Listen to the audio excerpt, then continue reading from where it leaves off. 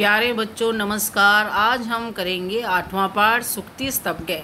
सुक्ति स्तवग्य में ऐसी सुक्तियाँ दी गई हैं जिनसे हमें जीवन में शिक्षा प्राप्त होती है और इससे हमें जीवन जीने का एक नया नज़रिया प्राप्त होता है। जैसे पहली ही सुक्ति है, उद्मेन ही सिद्ध्यन्ति कार्याणि न मनोरथे ना ही सुप्तस्य सिंहस्य परविशन्ति मुखे मृगा।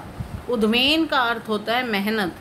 मेहनत या परिश्रम करने से ही कार्य सिद्ध होते हैं, ना कि इच्छा करने से। जैसे कि सोए हुए शेर के मुंह में हिरण या पशु अपने आप प्रवेश नहीं करते, बल्कि उसे शिकार करने के लिए खुद मेहनत करनी पड़ती है। इसी प्रकार यदि आप मेहनत करेंगे तो जीवन में उच्च लक्ष्यों को प्राप्त कर सकेंगे। मुझे आशा है कि आपको ये समझ आ चुका होगा। अगला है पुस्तके पठितः पाठे जीवने न एव साधिते किम भवेत् तेन पाठेन जीवने यो न सार्थके। पुस्तके पाठिते, पुस्तक में पढ़ा हुआ पाठ यदि हम जीवन में सिद्ध नहीं करते, जीवन में नहीं अपनाते, किम भवेत् तेन पाठेन, उस पाठ का क्या फ़ायदा जो कि जीवन में सार्थक ना हो। यदि आपने पुस्तक में पढ़ लिया कि हाँ जी मेहनत करनी चाहिए, लेकिन आप करें ना, तो उससे आप फर्स्ट नहीं आ सकते, ना ही आपको जीवन में कुछ प्राप्त होगा।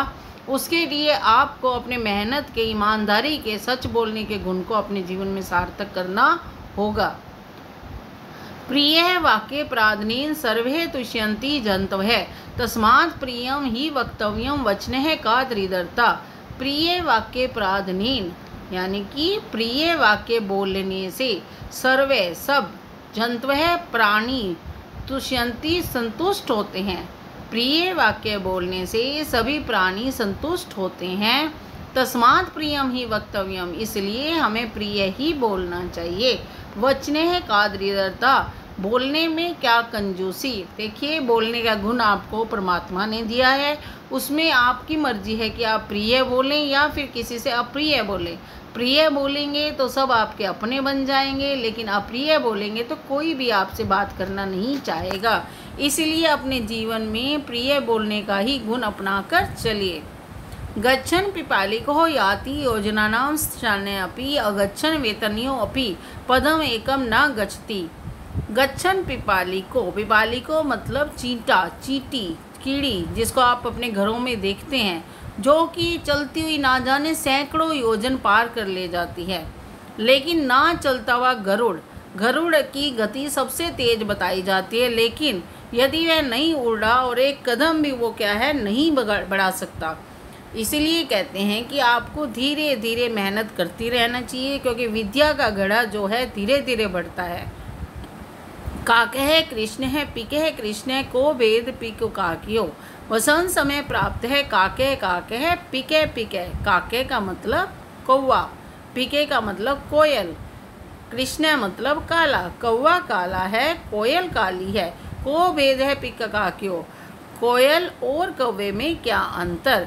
वसंत समय प्राप्त है, वसंत समय प्राप्त होने पर कौवा कौवा है, कोयल कोयल है। दोनों देखने में कौवा और कोयल एक जैसे लगते हैं, लेकिन उनके गुण जो हैं वो अलग अलग हैं। कोयल बहुत कम बोलती है, वो बसंत के समय जब बोलती है तो उसकी वाणी जो है लोगों को मुग्ध कर देती है। अभी आपने पहले भी पढ़ा था प्रिय वाक्य प्राधान्येन, कि हमें जो है प्रिय वाक्य बोलने चाहिए। इस तरह कोयल की जो बोली है हमारे कानों को अच्छी लगती है, लेकिन जो कौवा है वो कर्कश बोलता है। पर जब वसंत समय आता है तब पता लगता है कि कौवा कौन सा है और कोयल कौन सी है। आशा है कि आपको सबको समझ आ चुका होगा ये पाठ। ये इसके शब्दार्थ हैं और ये अभ्यास है। अगर आपको कोई दिक्कत है तो मुझे कमेंट बॉक्स में ज़रूर लिख कर भेजें कि जो नहीं समझ आ रहा तो हम उसे सॉल्व करने की कोशिश करेंगे। धन्यवाद।